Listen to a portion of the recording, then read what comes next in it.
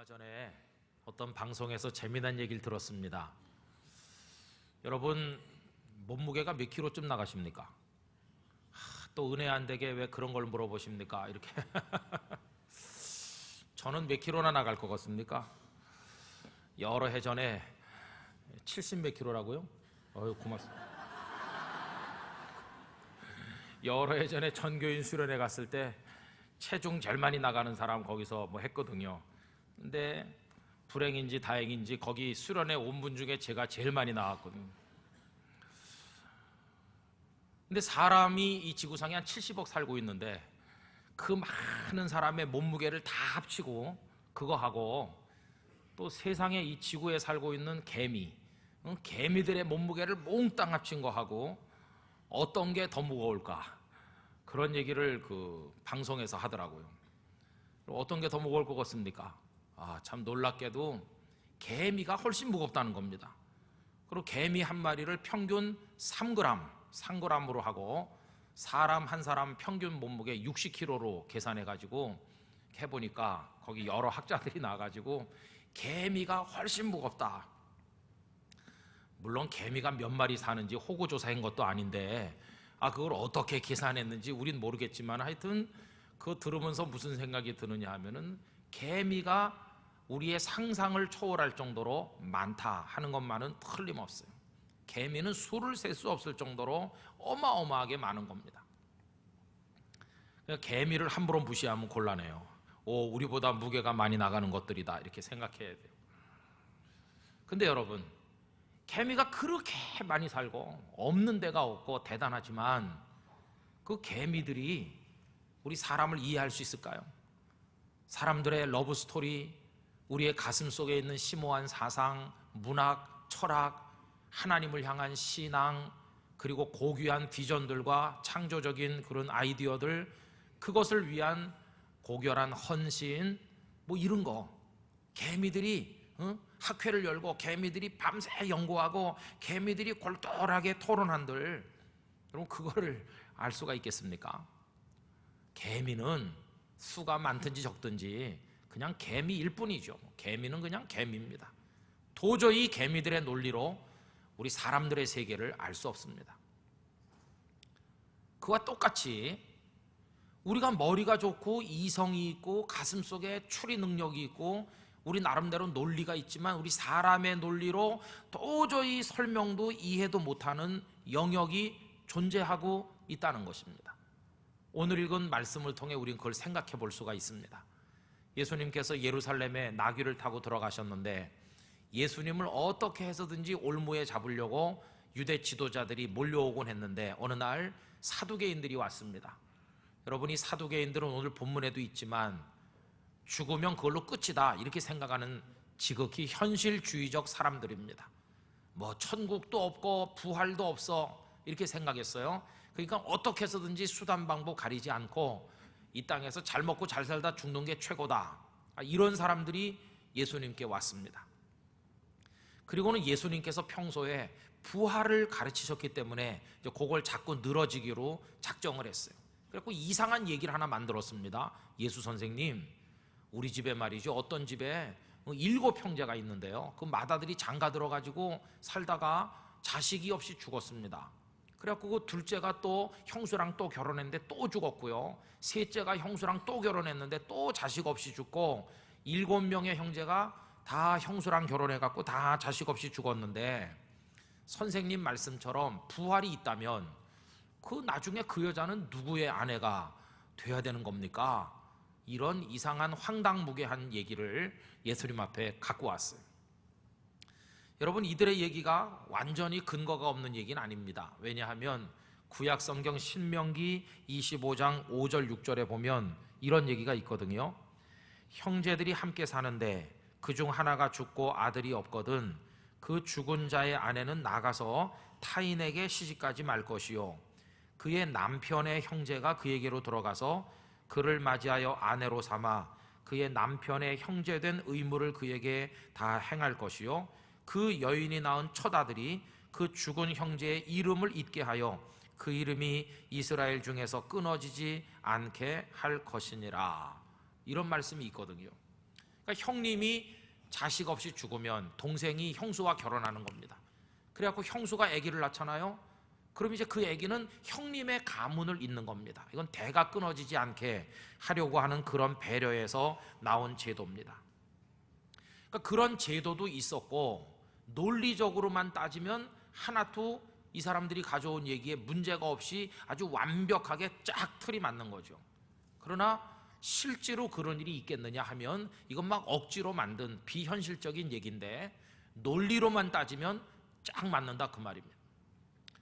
그러니까 이 질문을 가지고 와서 예수님께 그 여자가 누구의 아내가 되겠습니까? 이렇게 물으니까 이제 예수님은 굉장히 입장이 곤란해지고 거기에 딱 걸려들어서 꼼짝달싹 못하게 될 거 아니겠어요? 사두개인들은 이제 저 예수 선생도 꼼짝없이 우리한테 걸려들었다 이렇게 생각하면서 온 것이죠. 그런데 여러분, 이 사두개인들이 한 가지 모르는 게 있었습니다. 그게 뭔가? 그건 다른 게 아니라 자기들이 논리적으로 완벽하게 짜서 만든 이 이야기가 아무 쓸데없는 영역이 있다는 걸 그들이 모른다는 것입니다. 인간의 논리나 추론이나 인간적인 생각이 아무 쓸데없는 영역이 존재하고 있다는 것입니다. 논리가 먹히지 않는 곳, 거기가 도대체 어딘가? 여러분, 그것은 하나님이시고 하나님의 존재, 하나님께서 하시는 일, 하나님께서 우리와 이 세상을 이끌어 가시는 미래 경영은 하나님께서만 아시는 영역이지 내 지성과 판단과 논리를 가지고 알아낼 수 없는 영역이라는 것을 이 사두개인들은 모르고 있었다는 것입니다. 그러다 보니까 이 사람들은 오해하고 있는 것이죠. 나중에 예수 선생님이 가르치는 그 부활, 그 이후의 세상, 이것도 지금 이 세상과 똑같을 거야, 이런 인간적 논리를 가지고 이런 이야기를 만들어낸 것이죠. 그래서 여러분, 예수님은요 그들이 오해했다는 것을 먼저 지적하셨어요. 오늘 말씀 가운데서 29절 말씀 한번 가보세요. 예수께서 대답하여 이르시되 너희가 오해하였도다 이렇게 말씀하죠. 그 가운데 보면 뭘 모릅니까? 성경도 제대로 모르고 하나님의 능력이 어떤 건지도 알지 못하기 때문에 인간적인 생각만 하다 보니까 너희가 오해했다 하는 것입니다. 여러분, 성경의 세계는 인간의 논리가 통하지 않는 영역입니다.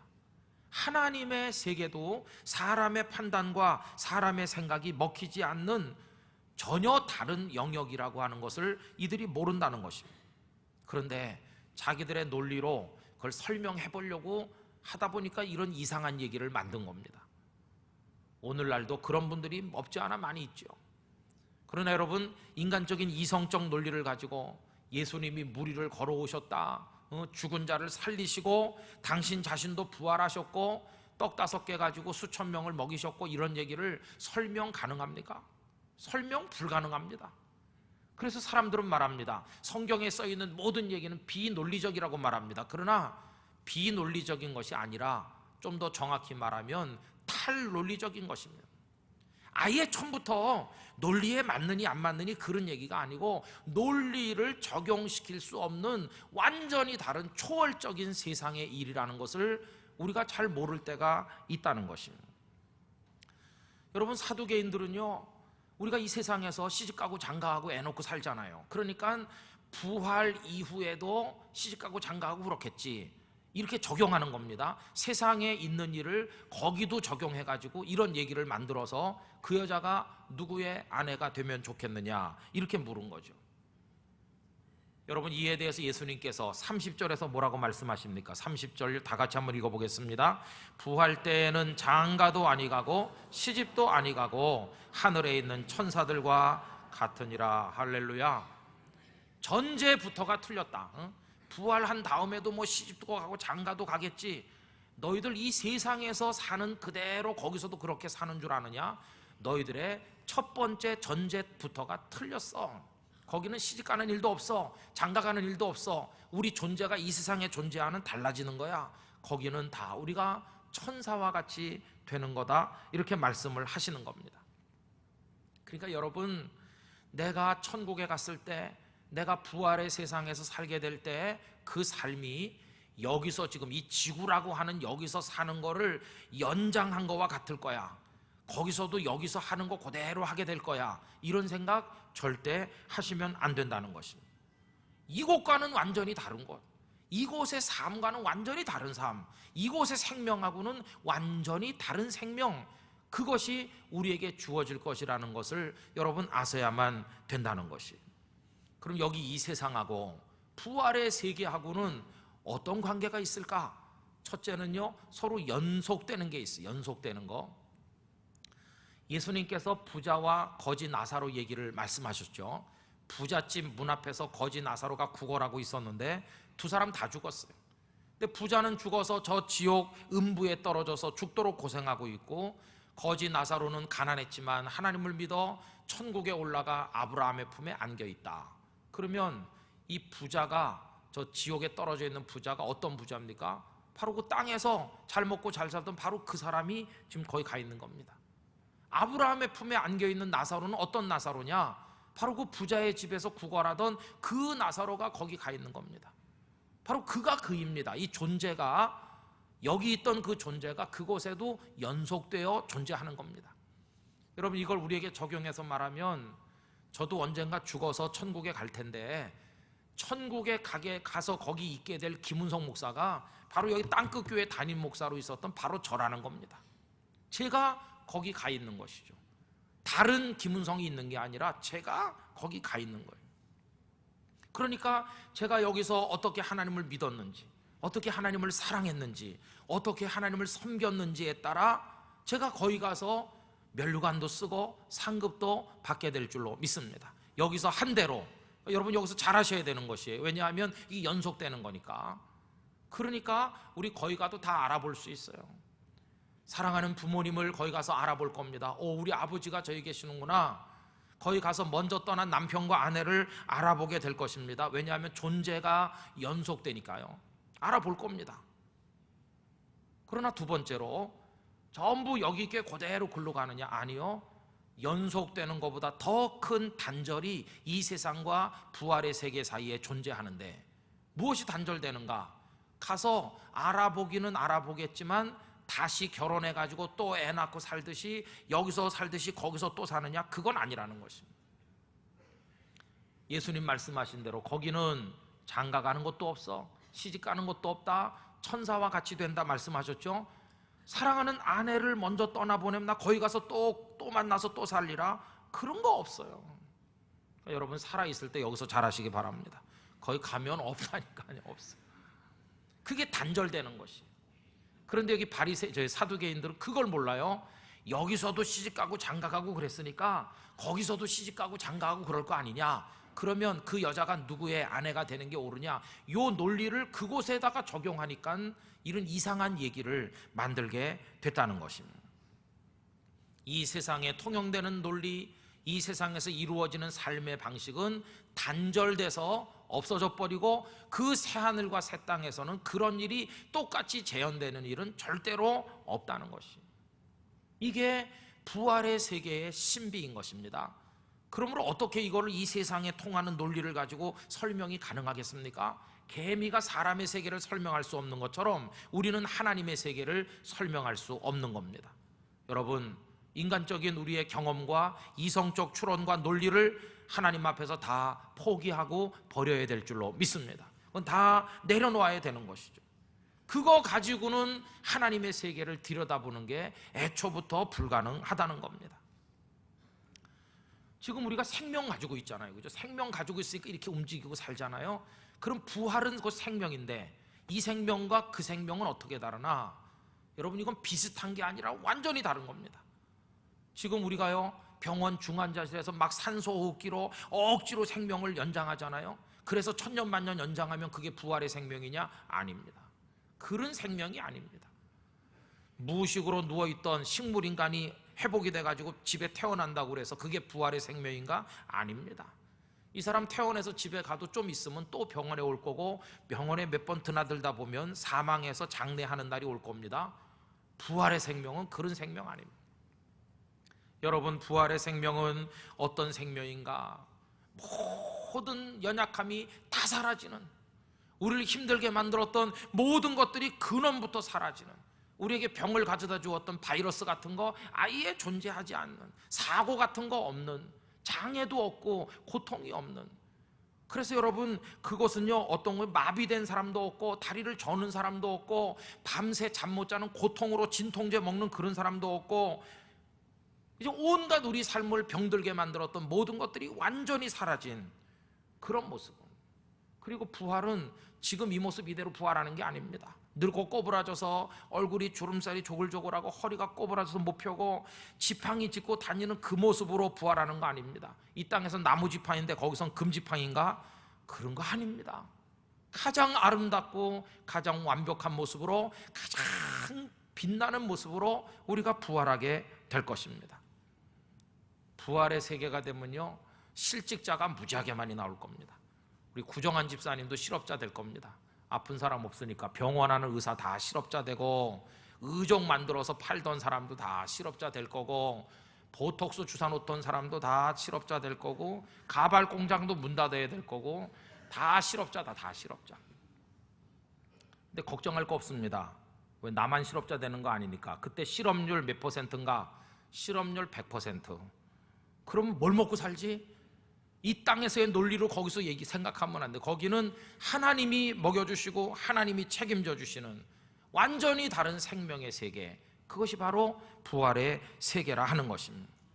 그러니까 이게 부활이라고 하는 것은요, 이 몸뚱이가 조금 달라지는 그런 게 아니라 완전히 달라져서 상상도 못할 놀랍고 놀라운 축복의 세계, 이게 바로 부활의 세계인 줄로 믿습니다. 그래서 하나님은 똑똑한 사람, 지혜로운 사람, 생각이 깊은 사람, 논리적인 판단력이 뛰어난 사람만 부활을 이해할 수 있다고 말씀한 적이 없습니다. 부활은 누구의 가슴 속에 들어가고 누구의 축복으로 주어지느냐? 주여, 내가 하나님의 능력을 믿고 부활을 믿습니다. 믿는 사람에게 주어지는 하나님의 놀랍고 놀라운 축복이 바로 부활의 생명인 줄로 믿습니다. 지금은 이 썩을 몸을 가지고 살고 있지만 썩지 않을 몸으로 부활하게 되는 그 소망을 여러분 문자 그대로 아멘으로 믿게 되시기를 기원합니다. 그리고 예수님께서요, 이 못된 사두개인들을 그냥 돌려보내셨겠어요?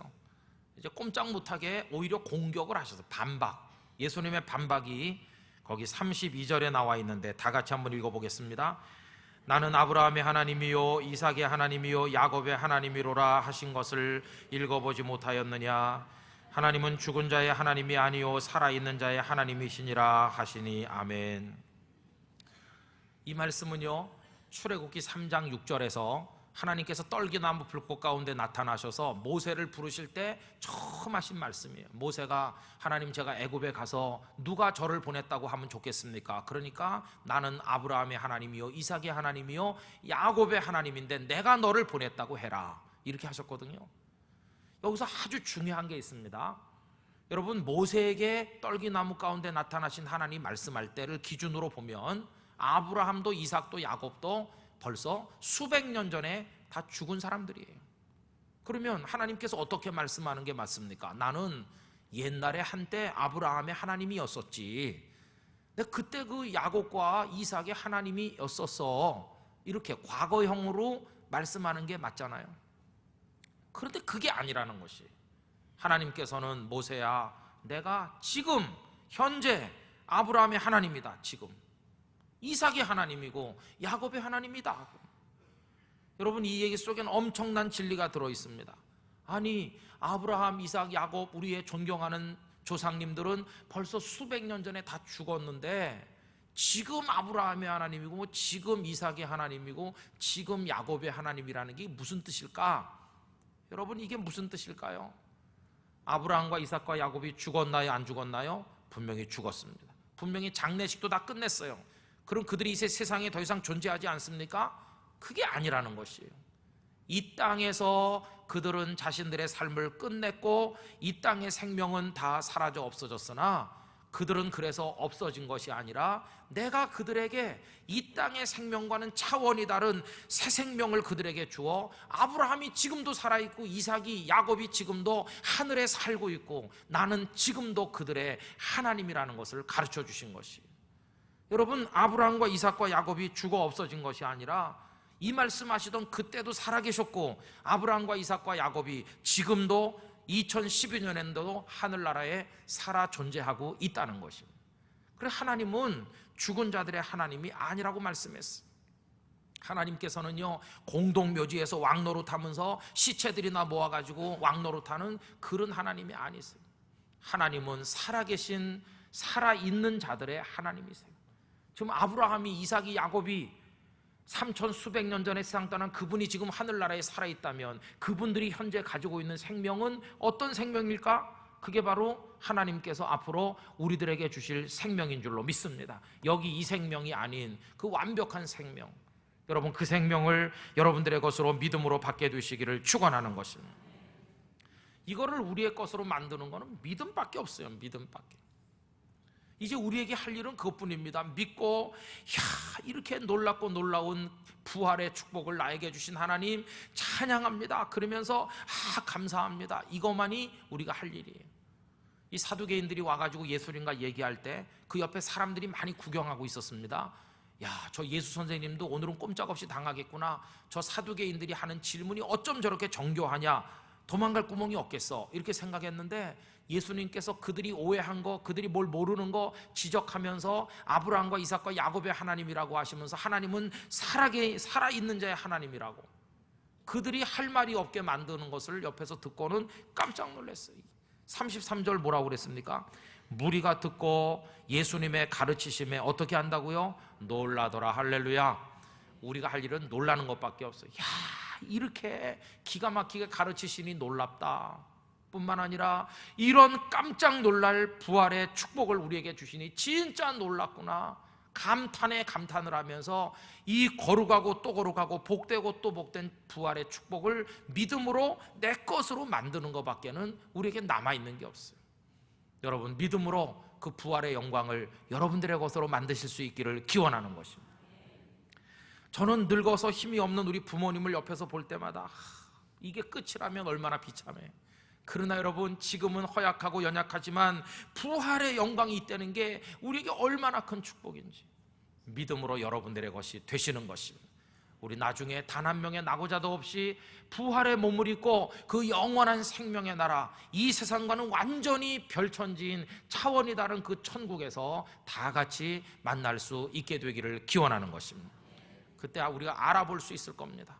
알아볼 때 우리 모른 척하지 말고 반갑게 인사하고, 그러나 거긴 장가가고 시집가는 것도 없으니까 이 땅에서 우리의 본분을 다하고 거기서 영원히 하나님을 찬송하는 이 땅의 행복으로는 상상 못할 그 행복 속에 살아가게 되기를 원하는 것입니다. 이 부활의 은총이 여러분들에게 충만하시기를 예수님의 이름으로 축원합니다. 제가 기도하겠습니다. 하나님 아버지, 우리 부활주일 주셔서 감사합니다. 믿음으로 이 부활의 영광에 참여하게 하여 주시옵소서. 이 시간에 성만찬 예식을 거행할 때, 우리 주님의 몸과 피를 기념하는 떡과 잔에 참여할 때 주 성령이시여 역사해 주옵소서. 예수님의 이름으로 기도하옵나이다. 아멘.